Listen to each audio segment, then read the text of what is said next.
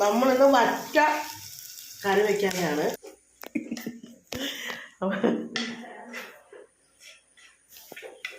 നമ്മുടെ ഇത് ഇങ്ങനെ എടുക്കുന്നതിന്റെ ഉദ്ദേശം എന്താണെന്നറിയാമോ? ഉള്ളി ഒത്തിരി നമ്മൾ ഇടാതിരുന്നാൽ പഠിക്കത്തില്ല. അത് ശരി. ഉള്ളി ഇട്ടാൽ പഠിച്ചു പോകും. മുളക് വറ്റിച്ചതാണ്. നമ്മൾ വറ്റ നന്നാക്കി വെച്ചിട്ടുണ്ട്.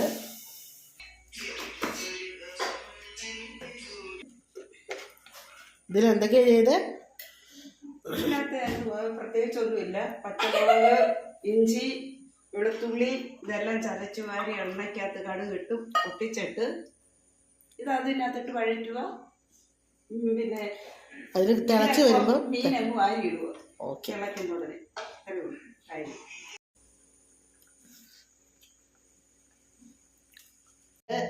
വറ്റ കറി റെഡി ആയിരിക്കുകയാണ്. ഇനി നമുക്ക് കപ്പ കൂട്ടി ഇത് കഴിക്കാം.